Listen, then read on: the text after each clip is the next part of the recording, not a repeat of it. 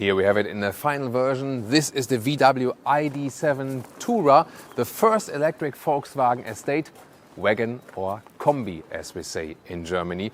Recently, we've shown you the BMW 5 Series Touring as the new Kombi generation, the i5. Now it's VW's turn, and you can see here, this is the difference here. You can also see this aluminum, design element going all the way across. The sedan would be just continuing right there. It's also very beautiful styling. This one, of course, something different. And here with Thomas Naudegefühl, we'll take you on a tour. How good is it? How does it relate to the competition? And how much space is there in the back? This will be crucial in 4K, full screen, full length. Let's go. And we start here at the front because it now features an illuminated Volkswagen logo right here. This is, by the way, also allowed in Europe now, but only if it forms one unit with the rest of the light design language in the front. That is a regular thing, governmental thing, you know what I mean. Then here, the main headlamp unit, optional, also equipped right here, the IQ light. This is the matrix LED. And then really nice light play also on the inside, really forming something like a human eye. Then the lower part here, it looks like a sports version, but this is the base actually here with the black contrast. There will be a sports version of that, GTX, very soon, so stay tuned here on Autogefühl for sure. This color here is called Stone Washed Blue. That's why I also switched to this t-shirt. It's one of my hobbies to dress accordingly to the vehicles. Then here the wheels, you start with 19-inch. These here are the optional 20-inch wheels. Optional later, there will also be 21-inch wheels be available. There's one disadvantage here with the estate form. The ID.7 sedan, or it is a fastback actually because it has a real hatch that opens, has a CD value of 0.23. CD value is always better when it's lower. This one here, the estate, the ID.7 Tourer, is at 0.25. So it's actually less aerodynamic. However, it's still good. And also with the two battery sizes, you have either 77 kWh net or 86 kWh net. And with the bigger battery, considering also the consumption we have scored, you can score something between 400 and 500 kilometers of real range or between 250 and 300 miles. It always depends, of course, on the weather condition and so on. With the smaller battery, then a little bit less. In the rear, also nice light signature here, the illuminated Volkswagen logo in red, and the light strip goes all the way through. With the both battery versions, you have the same drivetrain. So you always have rear-wheel drive here, and the acceleration figure is 6.6 or 6.7 seconds to 1 kilometers an hour or 62 miles an hour. I really like this charging flap because it opens to the top part. Doesn't mean that there's not getting rain on the inside. It just happens, so it's actually also not too much of a problem. But here, this is quite good when I think about I have it in the basement garage maybe, and then the wall box is in front of the vehicle, and I have the cable right here. Then there's not the charging flap here, and I have to go like here or here with the cable. I can just put the cable right there. So I think it's a good idea actually, and having it manual, why not? The charging peaks are 175 kilowatt DC or 200 for the bigger battery. In both cases, it means clearly under 30 minutes, 10 to 80% state of charge. And as a sidekick, different color. This is glacier white. Yeah, it doesn't appear that white also because of the white floor.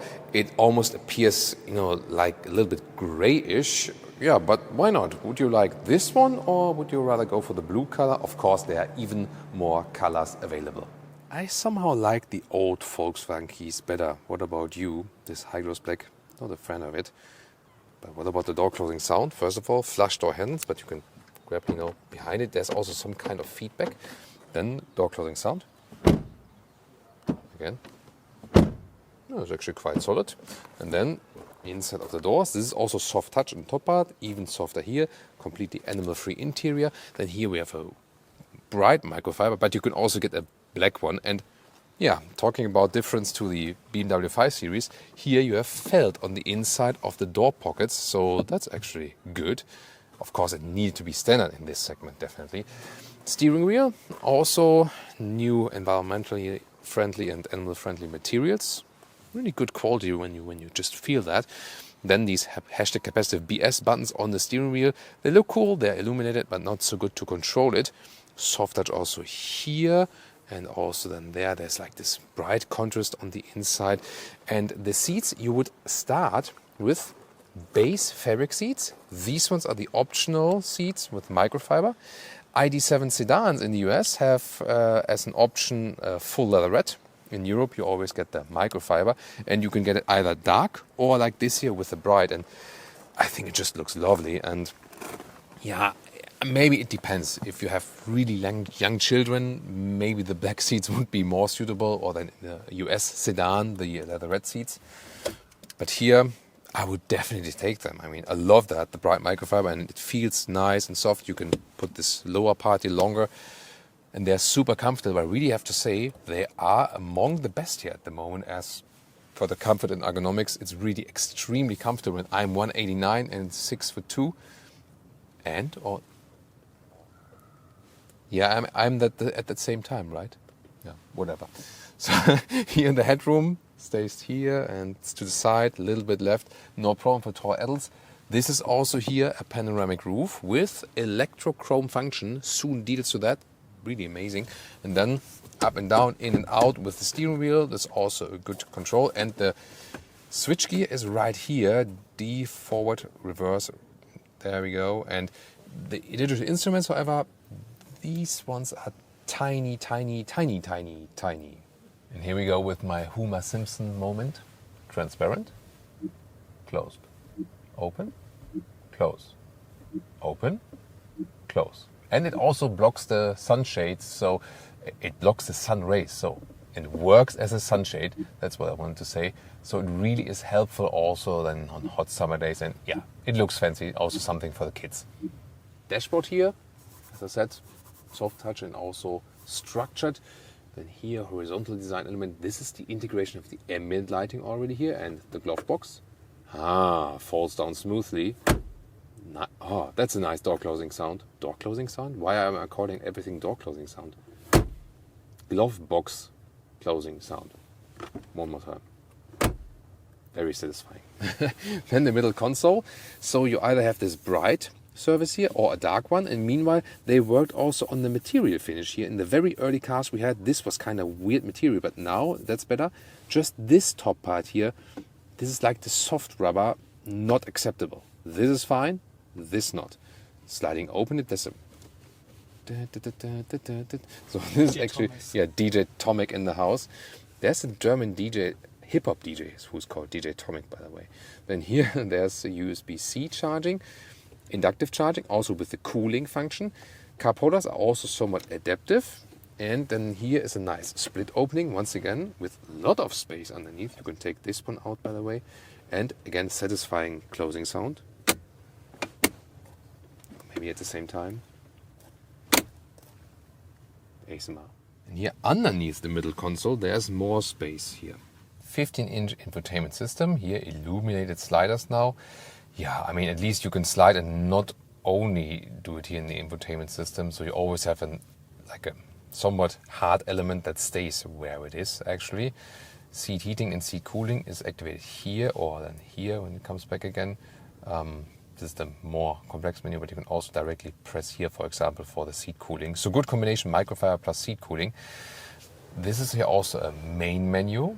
Pretty interesting and very important for EV customers here, charging. And then here you can not only set the charging goal, maybe to put a little less stress on the battery. Yeah, you can preheat the battery and then actually click a button here. And I was wondering, why can't I show that to you? Because the optimum rapid charging capability is already reached at the temperature the battery obviously has at the moment.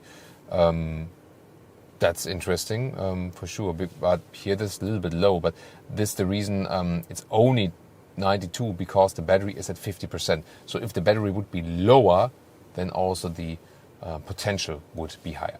New, however, is here, this button here in the top part.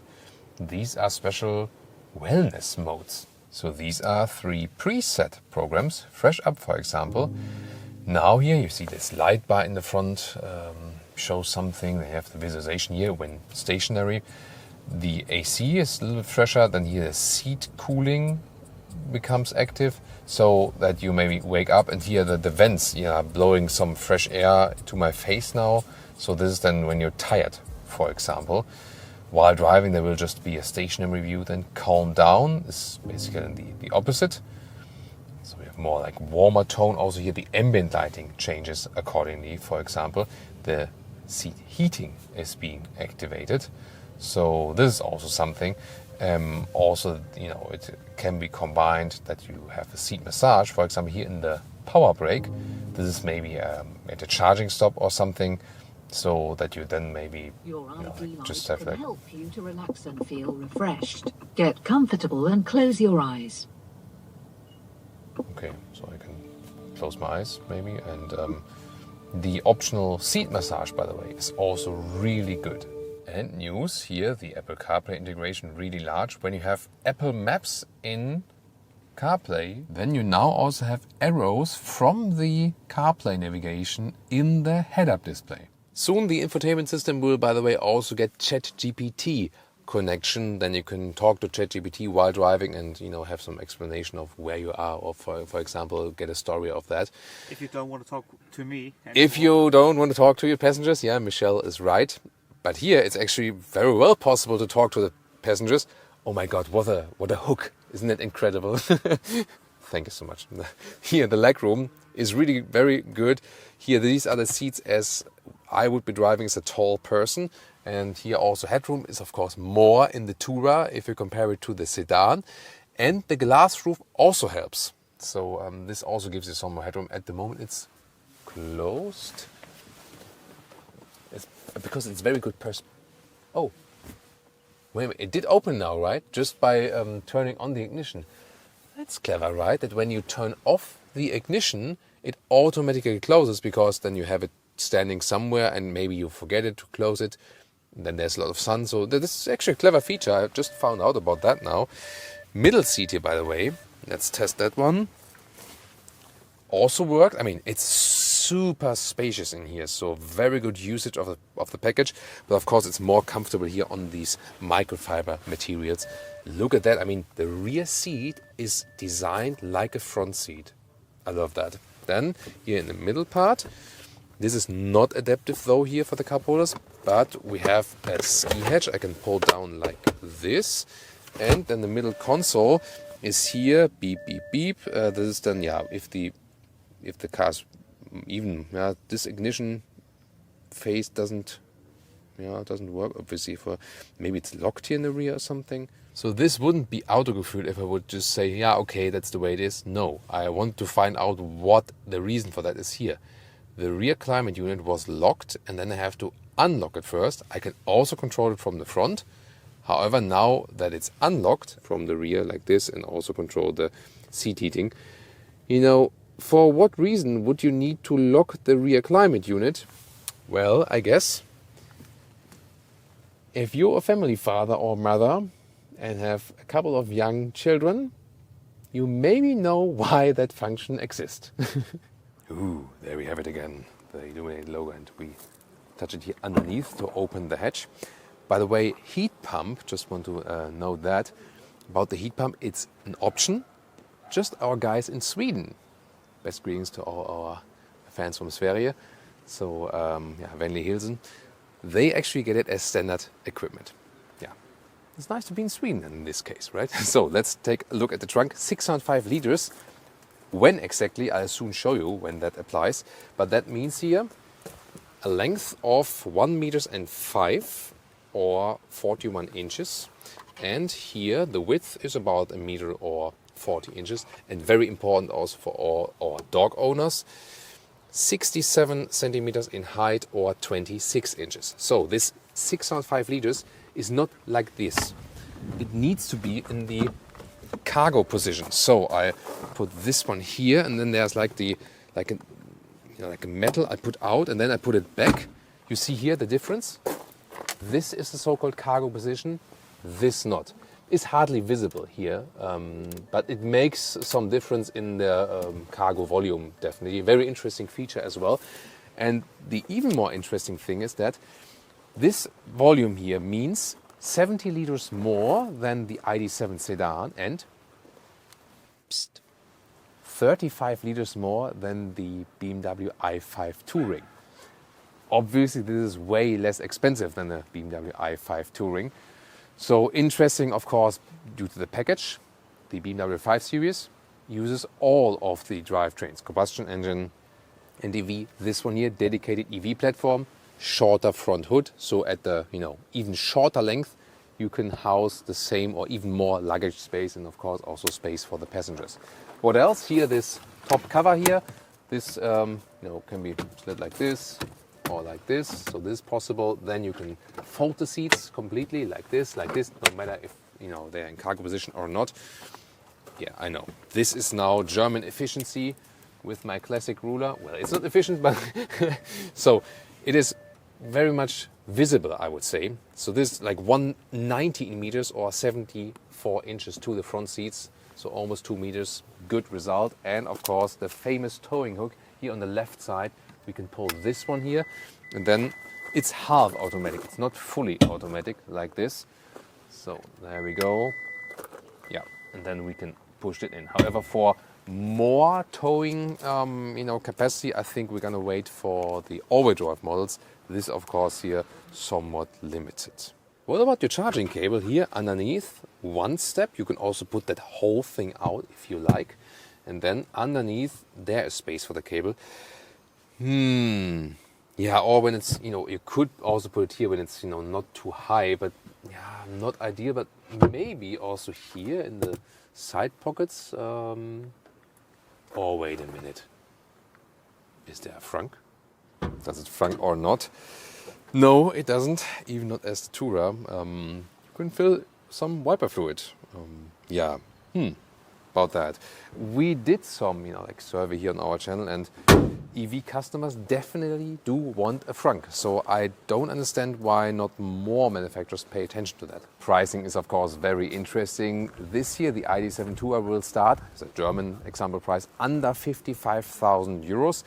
If we compare, for example, to a Tesla Model 3, yeah, that's of course way more expensive. Then again, this is also the longer vehicle in that respect, from the length more against the Tesla Model S. Still, it is also a competitor vehicle, no doubt about that. Maybe not necessarily as a Tourer, but more as a sedan. The Tourer, if we compare the direct prices, Tourer and sedan, the Tourer will be around 1,000 euros more expensive. Now you wonder, wait a minute, was the sedan not more expensive? That's the only reason for that, is that the Tourer also starts at a lower trim. So you can get this one as a lower spec already. That's why there's a lower entry price. But if you spec both the very same way, the Tourer will be a little bit more expensive. Well, you also get more luggage space for that, right? Yeah. But then actually less aerodynamics. So yeah, that's then up to you which one you pick. With the sedan that is also available in the Northern American market, we already did an extensive driving test, also in bad weather conditions. You should check it out right now. Or, yeah, maybe another German electric estate, the i5 Touring.